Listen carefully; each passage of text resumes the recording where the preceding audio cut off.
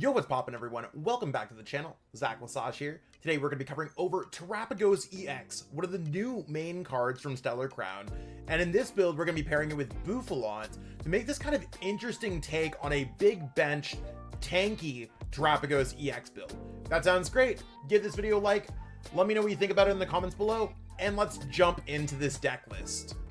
So this is my take on an AzulGG inspired tanky Terapagos list. Our goal is to get out a bunch of different Pokemon in play so we can do the first attack of Terapagos and have that big bench. We're going to use Noctowl to fill up that bench, search whatever we want from our deck, trainer card wise, and that might be a Colress's Tenacity to grab out a double turbo energy. It might also be grabbing out a Buddy Poffin to grab a Fan Rotom and a Duskull. There's a decent bit of cards here that can really change up the fate of the game. But mainly, it's going to be Terapagos with Area Zero Underdepths, because we are able to get all those Pokemon on the bench, hit for a lot of damage, and with Bouffalant and Bravery Charm in play, our opponent can't really knock out the Terapagos that we have. And if we use something like Scoop Up Cyclone or Penny, we can kind of reutilize those efforts as well. So it should be pretty interesting across the board. We do have Dusknoir because we are capped at that hard damage output. We can't put more than 8 Pokemon on our bench. So it's not like a Palkia V-Star version of this deck where we're able to get more Pokemon on our opponent's bench. We're able to scale our damage. Dusknoir really allows us to get to that next thing where we're able to get a knockouts. And other than that, I mean, we're really just trying to keep Terapagos alive. So check out the list in the description. It's copy and pasteable right into PTCG Live. And if there's any cards that you need to complete this deck in real life, check out Kayfabe Cards. They're a great sponsor of this channel. Also, we have PTCGL store with that discount code in the description if you want to get any of these cards online. Let's jump into some gameplay, see exactly what Terapagos EX is capable of. So it looks here like we are, I think our opponent's going first, meaning we're going second. So we're just going to try to get set up with a Terapagos in play. It's going to be our main attacker. I think I'd like to go first more. I think. And that's really where it's something where it's like, I want to go first, have that turn, because we can't use Unified Beatdown if we go second on our first turn. So if we go first, you kind of have a turn to get set up. Then we could go for that Unified Beatdown. Now, in this case, I'm feeling kind of okay about everything else that we have going on. I can use Colress's Tenacity, get set up that way. I can use Ultra Ball, I can get set up that way. And we do have the Bouffalant that is going to reduce the damage that we have from that attack. So let's see exactly what we can get going on here. Just really trying to get set up for our turn, seeing exactly what might work. And yeah, see what our opponent throws at us. It looks like we're also playing against an Area Zero Underdepths deck. Maybe it's the Hisuian Zoroark deck. Yep, exactly. So could be interesting. Hopefully they're not able to do too much damage. So again, we can 60 less damage from attacks. We already have 230. Let's try to give ourselves a big amount of HP. So I'm going to go Colress's Tenacity, get set up with a double colorless, double turbo energy, and an Area Zero Underdepths. Now, where I think we might want to take away some pieces is just going Ultra Ball. I mean, look, I think we might actually use Squawkabilly here. So let's go double turbo. Let's go Ultra Ball, pitch away this, and we'll search our deck for, hopefully the Squawkabilly gets us set up. Yeah, so we have the Bouffalant, the Hoothoot, the Squawkabilly, the Area Zero Underdepths. We activate that because we're a Terra type Pokemon. We're going to pitch his hand away. So we got the energy, we got the stadium. We can't attack on our first turn, but we can get set up decently here. So let's go ahead. Let's grab Fan Rotom. Fan Rotom's going to allow us to get set up across the board. Here's our Fan Call. And Fan Call's going to allow us to grab another Bouffalant, a Hoothoot, and we're going to put the Noctowl in our hand. So that's going to really get us set up there. So let's go ahead and use our Bouffalant. Let's use our Hoothoots. And I'm also just going to, in case we can't get to that damage to knock out that other Pokemon, the Hisuian Zoroark V-Star, I am going to get out Duskull to help us get set up there as well. So we have a large bench. Considering we have even more damage reduction with the Terapagos EX, we're able to use Bravery Charm here to kind of tank this hit entirely. Might not be our best matchup, but we will pass. And we're just double checking to see if PTCG Live had any glitches or anything else like that. You can see as a new father, we're experiencing some baby drama going on there. We got mom taking care of it. She's totally good. So I'm just gonna close that door. I'll be right back.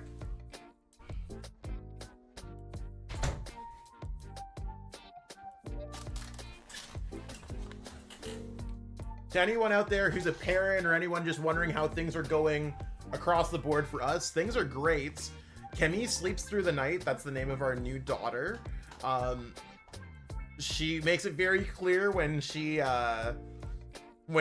used the restroom or if she's hungry, and that's basically what's going to be going on in the other room. So we're either getting a little bit of a change there, or we're about to be getting her some little food for her little belly. So looking HP wise, I mean, we do need to have a decent bit of Pokemon on our bench in order to knock out this Zoroark. Hopefully we're able to just get the knockout on something next turn. We might not necessarily get it on the active, but we could also eat around with cards like Boss's Orders if we're able to get the other one out there. We have Noctowl that can search it out. But let's see exactly what goes on here. Okay, it looks like Void Return. Void Return should do 0 with Bouffalant. And it looks like our opponent missed. So when it comes down to anything, I do think I just want to kind of get a knockout on here. We're hitting for 190. We need to find one more bench Pokemon. I think the bench Pokemon I want to go for is like a Terapagos. So let's go ahead here, and yes, we'll use Jewel Seeker. And I want to go for Nest Ball for the Terapagos. And do we have the Boss's Orders? We do have the Boss's Orders. So I just want to kind of go aggressively against this other Zoroark. Doesn't really matter which one. Nest Ball for the Terapagos. And I mean, we're pretty well set up here. We're going to get the knockout 220 per turn. So nothing crazy, but we could also use Penny, Scoop Up Cyclone, and we're up 2 prize cards to our opponents, and they shouldn't really have an easy time knocking us out. 280 HP, and we're reducing damage by 60, giving us effectively 340. We are a tanky turtle. So should be pretty good across the board. So the one thing that's going to be tough is we've already used both of our boss and our counter catcher. So we are pretty much stuck here with what we have. Should just be able to attack. And since we're both playing Area Zero Underdepths, I can only imagine that we are going to be all set up here. Now, if we're looking at this, it does 50 damage for each of your Pokemon that has any damage counters on it. In this case, they have quite a few Pokemon that have damage counters on them. And as I'm looking through here, so they're hitting for 100, they're able to go damage pump. How many Pokemon do they need? We have what, 280? So that's 6 Pokemon is 300. 300 minus 60 is 240. So basically, in order for our opponents to knock us out, they need to do 340 to get a knockout, which is 7 Pokemon in play. Because it's for each of your Pokemon in play that has any damage counters on it. So they need 7 Pokemon in order to get the knockout with Ticking Curse. They have 1, 2, 3, 4. So they need 3 more Pokemon in order for us to get there.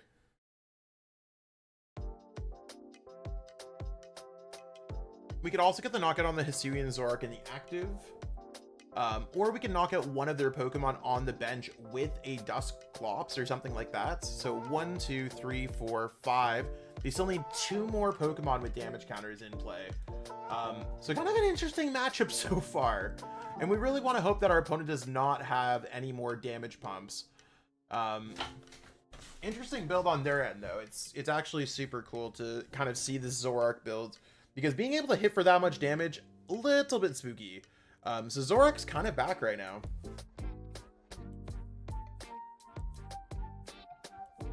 It's the battle of the big colorless deck. So there's 1, 2, 3, 4, 5, 6. This is going to get their 7th, which I think is going to be like really just difficult for us to deal with. 1, 2, 3, 4, 5, 6, 7. Yeah. So since our opponent's able to do that, I think what is best is if we go 50 plus 220. So if we attack with a Fan Rotom, oh, they're gonna go Prime Catcher, really? Okay, maybe I'm doing my math wrong. 350 minus 60 equals minus 50, brings us to 300. Oh, they have a double turbo on it. Okay, so we still might be able to get somewhere with that. So there's Ticking Curse. They're doing 270 minus 60. Okay. Interesting.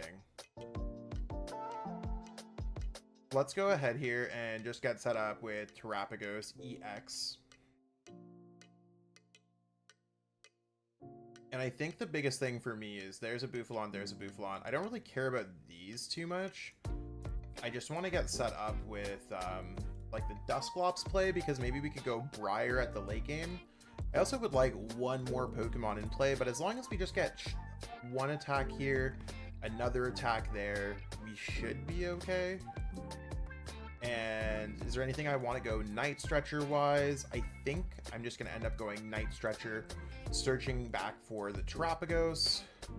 We do have the Noctowl, and we're not going to get an extra prize card here from Dusclops, so should be okay across the board. Let's go 220, knock out the Zoroark. Yeah, I think that this makes a lot of sense. So we put ourselves down to 2. I score that, and I don't think I could score another. Yeah, we'll see exactly how it goes. I could go knock out this Zoroark, putting our opponent down, but I'd like to leave options open for Briar. So we can draw 2 prize cards off the Zoroark in the active if they knock us out. Yeah, I think we might actually be okay here as long as they don't knock out Dusclops. And if they knock out Dusclops, then I think we're fine. So the Dusclops play looks like it's going to be pretty cool with Briar. I think we still have Briar. Being able to draw an extra prize card when our opponent gets down to 2 prize cards. So we play Briar, and then, yeah, we play Briar before we use Dusk. We drop our opponent down to 1 prize card. We knock out their active if they attack us with the Hisuian Zoroark. So I think we're in okay hands. The Iono might actually take away the Noctowl, which might be a little bit spooky. See what gets us there. We do not have another Noctowl. We do not have a way to draw the cards. So if our opponent, who's hitting for 50 for each of your Pokemon, so 1, 2, 3, 4, 5, 6, 7, 8. 8 times 5 is 400. 400 minus 20 from the double turbo. 380. 380 minus from the Bouffalant. So our opponent's probably just knocking us out here, from what I understand, because they're minusing 80 off of the 300, or off of the 400. So it's 320. They should be able to just get the knockout. But there is a world that we do have the double turbo. I just need a way to be able to get out a Briar or a Noctowl.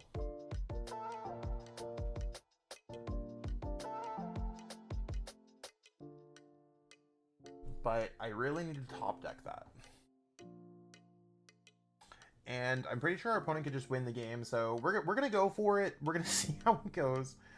Maybe they won't be able to get the knockout otherwise because they're going damage pump. Maybe they're going to go damage pump to one of these other Pokemon. We can still maybe score another prize card, taking out their other Pokemon from play.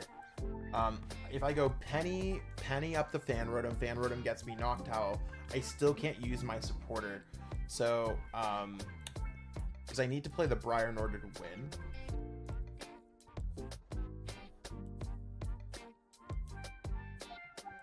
Because we also need Dusknoir. Yeah, we need Ultra Ball. Yeah, we need a lot of stuff here. Let's see what we get. And we did not get it. Okay. So, what our plan is going to be is we cannot get a knockout at any of these Pokemon. Well, I mean, we could knock out the active and our opponent could miss. So that does allow us to knock out the active. We don't need the Dusknoir there. Our opponent might end up sending up Terapagos or something else like that. So you want to know what? We do knock out a Pokemon. We do put ourselves down to 1 prize card. Let's go ahead and use this. The thing that sucks is we can no longer use the Briar to win the game this turn. But that's okay. We don't win them all.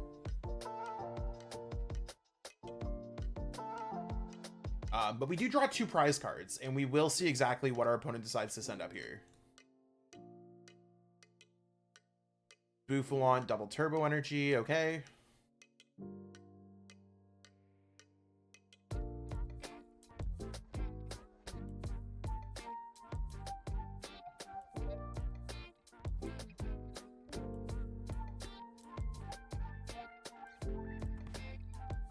I just need them to send up something.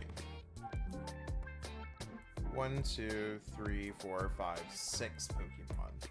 Okay, we're gonna go ahead and we're gonna go Penny up Fan Rotom, and this allows us to only on the first turn. See, this is where I'm like literally learning about cards. I was like, we could literally Penny up the Fan Rotom and get what we want.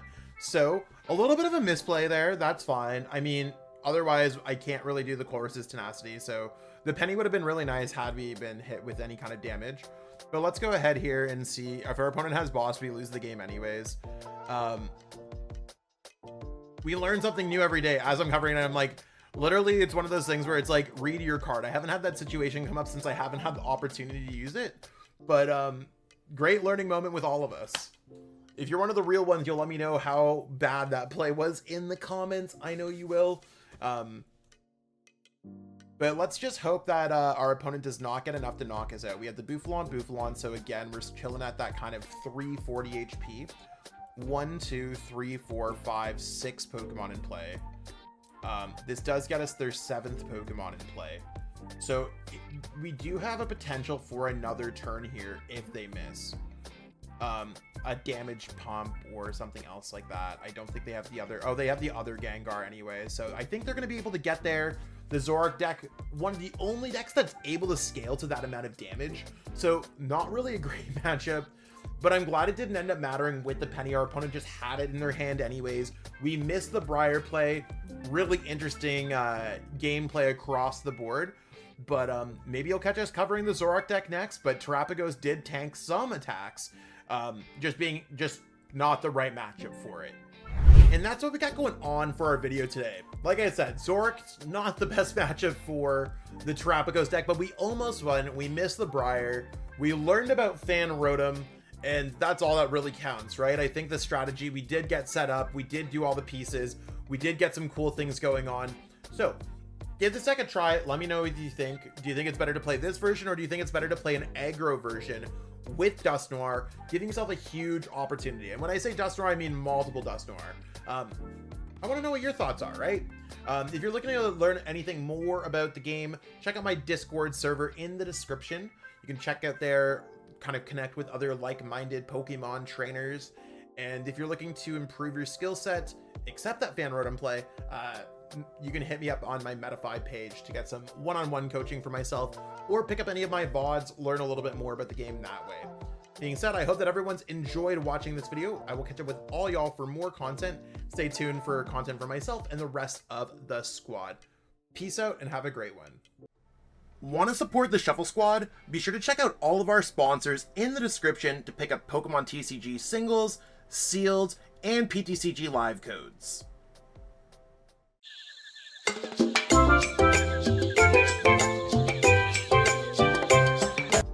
You made it to the end. Thank you so much for watching this entire video from the Shuffle Squad.